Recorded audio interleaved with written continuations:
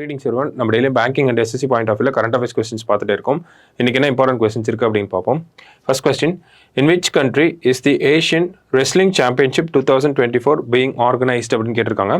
So Asian wrestling championship எங்கே நடக்குது அப்படின்னு பார்த்தோம்னா கிர்கிஸ்தானில் தான் நடக்குது. ஓகேங்களா, கிர்கிஸ்தானில் நமக்கு பிஷ்கெக் அப்படின்னு சொல்லி ஒரு சிட்டி இருக்குது. ஓகேங்களா, ஸோ பிஷ்கெக் சிட்டி தான் இவங்களோட கேபிட்டலாகவும் இருக்குது. ஸோ இங்கே தான் வந்து நமக்கு இந்த டோர்னமெண்ட்டும் நடக்குது. சரிங்களா, ஸோ ஃபர்ஸ்ட் கொஸ்டினுக்கு கிர்கிஸ்தான் அப்படிங்கிறதா கரெக்ட் ஆன்சர்.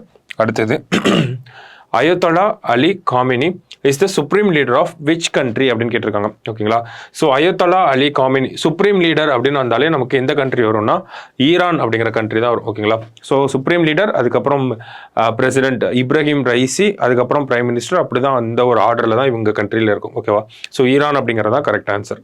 அடுத்தது, which state has the world's largest floating solar power plant அப்படின்னு கேட்டிருக்காங்க. ஸோ எங்கே அப்படின்னு பார்த்தோம்னா நமக்கு மத்திய பிரதேஷில் தான் இருக்குது. ஓகேங்களா, ஸோ மத்திய பிரதேஷில் நமக்கு Narmada across the river Narmada நமக்கு வந்து ஒரு ஓம்காரேஸ்வரர் அப்படின்னு சொல்லி ஒரு டேம் இருக்குது. ஓகேங்களா, ஸோ அந்த டேமுக்கு அக்ராஸாக தான் இந்த ஃப்ளோட்டிங் சோலார் பவர் பிளான்ட் அப்படிங்கிறத பில்ட் பண்ணியிருக்காங்க.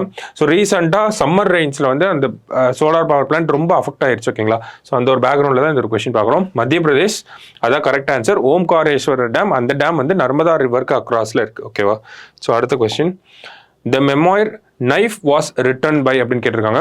ஸோ மெமோயர் அப்படின்னு பார்த்தோம்னா நமக்கு நம்ம லைஃப்பில் நடந்த ஒரு ஈவெண்ட்டை நம்மளோட பெர்ஸ்பெக்டிவ்ல புக்காக எழுதுறது தான் மெமோயர் அப்படின்னு சொல்கிறோம். ஓகேங்களா, ஸோ அந்த நைஃப் அப்படிங்கிற மெமோயர் யார் எழுதியிருக்காங்க அப்படின்னு பார்த்தோம்னா சல்மான் ருஷிட் அவர் தான் வந்து எழுதியிருக்காரு. ஓகேங்களா, ருஷ்டே அப்படின்னு சொல்லக்கூடிய இவர் தான் எழுதியிருக்காரு. ஸோ இவர் ஒரு கல்ச்சரல் ஈவெண்ட்டில் இவரை வந்து நைஃப் வச்சு அட்டாக் பண்ணிடுவாங்க. ஓகேங்களா, அதில் இவரோட ஒரு கண் பார்வை வந்து போயிடும். ஸோ அதை பேஸ் பண்ணி தான் இந்த நைஃப் அப்படிங்கிற மெமோயர் வந்து எழுதியிருக்கார். ஓகேங்களா, ஸோ அடுத்தது,